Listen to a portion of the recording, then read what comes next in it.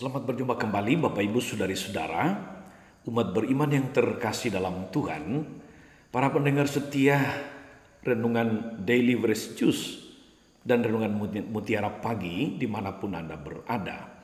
Selamat memasuki awal pekan hari Senin tanggal 23 Agustus 2021. Saya Romagus CSSR mengajak kita sekalian merenungkan Injil Matius bab 23 ayat 13 sampai 22. Dalam nama Bapa dan Putera dan Roh Kudus. Amin. Pada suatu hari Yesus berkata kepada ahli-ahli Taurat dan orang-orang Farisi, "Celakalah kalian, hai ahli-ahli Taurat dan orang-orang Farisi, hai kalian orang-orang munafik, karena kalian menutup pintu kerajaan surga di depan orang. Sebab kalian sendiri tidak masuk dan kalian merintangi mereka yang berusaha masuk. Celakalah kalian, hai ahli-ahli Taurat dan orang-orang Farisi, hai kalian orang-orang munafik. Sebab kalian menelan rumah janda-janda sementara mengelabui indera orang dengan doa yang panjang-panjang. Sebab itu kalian pasti akan menerima hukuman yang lebih berat. Celakalah kalian, hai ahli-ahli Taurat dan orang-orang Farisi, hai kalian orang-orang munafik. Sebab kalian mengarungi lautan dan menjelajah daratan untuk menobatkan satu orang saja menjadi penganut agamamu, dan sesudah ia bertobat, kalian menjadikan dia orang neraka yang 2 kali lebih jahat daripada kalian sendiri. Celakalah kalian, hai pemimpin-pemimpin buta yang berkata, bila bersumpah demi bait suci, sumpah itu tidak sah. Tapi bersumpah demi emas bait suci, sumpah itu mengikat. Hai kalian orang-orang bodoh dan orang-orang buta, manakah yang lebih penting, emas atau bait suci yang menguduskan emas itu? Dan kalian berkata, bila bersumpah demi mezbah, sumpah itu tidak sah. Tetapi bersumpah demi persembahan yang ada di atasnya, sumpah itu mengikat. Hai kalian orang-orang buta, manakah yang lebih penting, persembahan atau mezbah yang menguduskan persembahan itu? Karena itu barang siapa bersumpah demi mezbah, ia bersumpah demi mezbah dan juga demi segala sesuatu yang terletak di atasnya. Dan barang siapa bersumpah demi bait suci, ia bersumpah demi bait suci dan juga demi dia yang diam di situ. Dan barang siapa bersumpah demi surga, ia bersumpah demi tahta Allah dan juga demi dia yang bersemayam di atasnya." Demikianlah Injil Tuhan. Bapak Ibu Saudari-saudara, umat beriman terkasih dalam Tuhan, para pendengar setia Daily Fresh Juice dan Mutiara Pagi dimanapun Anda berada. Saudari-saudara, tidak ada orang yang mau diperlakukan kasar. Tidak ada orang yang mau dikata-katain celakalah kamu. Tidak ada. Kalau ada orang berani mengatakan celakalah kamu, itu berarti orang tersebut sudah sampai pada batas kesabaran atau batas toleransi. Bukan tidak mungkin cara-cara yang biasa untuk mengingatkan, untuk menasehati dengan sentilan sudah tak mempan lagi.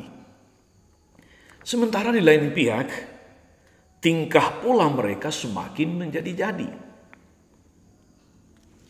Tidak ada perubahan. Apalagi kalau yang tidak mau berubah itu adalah orang-orang yang merasa paling benar, merasa paling tahu. Biasanya susah sekali untuk mendengarkan orang lain apalagi dipertobatkan. Itulah saudara-saudara yang terjadi dalam perikop Injil hari ini. Kecaman Yesus terhadap para ahli Taurat dan orang-orang Farisi boleh dikatakan sebagai bagian yang paling keras yang pernah dikatakan Yesus dalam interaksi dengan manusia di dalam kitab suci. Biasanya Yesus mengajar dengan perumpamaan yang gampang dipahami, yang diperlengkapi dengan mujizat-mujizat yang dia adakan terhadap orang sakit, orang-orang yang kerasukan setan, dan dalam semua peristiwa itu, Yesus tampil sebagai pengajar yang berwibawa, pribadi yang penuh belas kasihan. Orang menjadi percaya, orang menjadi penuh harapan, orang memuliakan Tuhan. Iman mereka bertumbuh. Tetapi tidak untuk kalangan ahli Taurat dan orang-orang Farisi. Sesungguhnya saudari-saudara umat beriman terkasih, Yesus tidak menutup hati terhadap orang Farisi dan ahli Taurat. Buktinya, Yesus bisa berdialog dengan baik dengan salah seorang Farisi yang bernama Nikodemus. Nikodemus, salah seorang Farisi, malam-malam datang kepada Yesus untuk berbicara, untuk mendengarkan dia. Dia adalah orang yang tertarik dengan pribadi Yesus, dengan pengajarannya, dan membuka hati untuk Yesus, ingin mendengarkan dia. Dan dalam pembicaraan dengan Yesus, mereka membicarakan tema dilahirkan kembali atau lahir baru. Kecaman Yesus terhadap orang Farisi dan ahli Taurat, meskipun itu terdengar sebagai litani celaka, itu sebetulnya bukan kutukan, bukan sumpah serapah. Kecaman Yesus, saudara-saudara, lebih bersumber dari hati Yesus yang terlukai oleh kesombongan mereka. Kecaman Yesus bersumber dari hati Yesus yang terlukai oleh kemunafikan para pemimpin agama. Maka Yesus selalu mengatakan, celakalah kamu hai orang-orang munafik. Kecaman Yesus bersumber dari ketegaran hati yang tidak mau berubah dari para ahli Taurat, orang-orang Farisi. Kecaman Yesus, saudara-saudari, mau mengungkapkan kesedihan atas suatu keadaan buruk dan tentu saja akibat buruk yang menyertainya. Saudari-saudara umat beriman terkasih, pendengar setia Daily Fresh Juice Mutiara Pagi yang diberkati Tuhan, orang-orang Farisi, ahli-ahli Taurat adalah kelompok yang sangat memperhatikan hukum dan peraturan sampai sekecil-kecilnya, sehingga memang menjadi sangat legalistik dan hanya menekankan yang bersifat lahiriah. Sebagaimana kita dengar dalam perikop Injil hari ini, mereka mengabaikan substansi hidup beragama. Dan karena sangat legalistik, maka seringkali dalam praktek lalu minus belas kasihan. Justru kadang-kadang mereka menambahkan aturan-aturan yang memberatkan, yang membebani, bukan membebaskan. Dengan itu lalu terkesan bahwa saudari-saudara, seakan-akan beragama atau beriman itu berarti melaksanakan satu set peraturan yang mengikat dan membebani kehidupan manusia. Beriman menjadi bukan jalan keselamatan. Padahal substansi hidup beragama itu adalah mengasihi Tuhan dan mengasihi sesama, sebagaimana kita dengar dalam Injil hari Sabtu kemarin, saudari-saudara. Umat beriman yang terkasih dalam Tuhan kita Yesus Kristus, betapa kaum Farisi dan ahli-ahli Taurat akan sangat membantu jika pengetahuan dan semangat mereka yang besar diberi warna baru oleh pendekatan Yesus yang penuh belas kasih, pendekatan yang membebaskan, pendekatan yang bukan membebani tetapi memberkati. Kecaman Yesus ini, saudari-saudara, tentu tidak hanya dialamatkan bagi kaum Farisi dan ahli-ahli Taurat, melainkan untuk kita semua juga, umat beriman Kristen yang mendengarkan warta ini. Sebab bukan mustahil, saudari-saudara, kita juga terpapar virus-virus orang Farisi dan ahli Taurat. Entah dalam wajah kesombongan, entah dalam wajah kemunafikan, entah dalam wajah tegar hati. Juga dalam cara hidup beragama yang penuh dengan tujuan-tujuan yang tidak murni.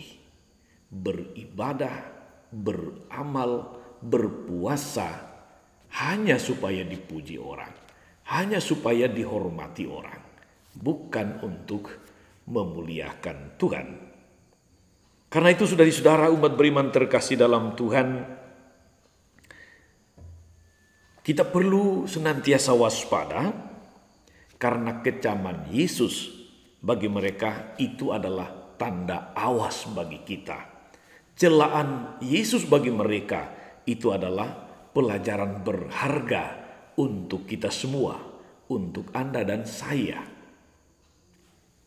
Kita perlu waspada agar dalam menghayati hidup beragama sebagai orang Katolik, hidup beragama kita tidak menjadi batu sandungan bagi orang lain, entah dalam sikap sombong, entah dalam sikap munafik, entah dalam sikap merasa paling benar sendiri, paling tahu, dan tidak mau mendengarkan orang lain, tegar hati di dalam kesalahan dan dosa. Hati-hatilah supaya kita tidak menjadi batu sandungan. Mari kita berintrospeksi, saudari-saudara, supaya hidup beragama kita itu menjadi kesaksian hidup yang baik dan benar, sehingga semakin banyak jiwa diselamatkan dan nama Tuhan semakin dipermuliakan. Tuhan Yesus memberkati. Maria Bunda selalu menolong, setia mendoakan kita semua. Amin. Tuhan Yesus, kami bersyukur atas firman-Mu yang sungguh meneguhkan kami, orang-orang yang berusaha mengikuti-Mu pada masa ini. Engkau telah mengecam para ahli Taurat dan orang-orang Farisi karena kesombongan, karena kemunafikan, karena ketegaran hati. Utuslah Roh Kudus-Mu untuk membimbing kami agar kami tidak terpapar virus-virus kesombongan, virus-virus kemunafikan, virus-virus ketegaran hati. Sehingga hidup beragama kami senantiasa menjadi kesaksian hidup yang baik dan bukan menjadi batu sandungan. Sehingga siapapun yang berjumpa dengan kami, yang kami layani, boleh melihat kesaksian hidup yang baik dan memuliakan nama-Mu di sorga. Sebab Engkaulah Tuhan dan pengantara kami sepanjang segala masa. Amin. Saudari-saudara sekalian, berkat Allah turun atas saudari-saudara, atas mereka yang kita doakan atau kita janjikan doa. Segala rencana, karya, dan pelayanan kita sepanjang hari ini, Bapa dan Putra dan Roh Kudus. Amin. Jangan lupa like, subscribe, nyalakan lonceng notifikasinya. Salam 52, Tuhan memberkati.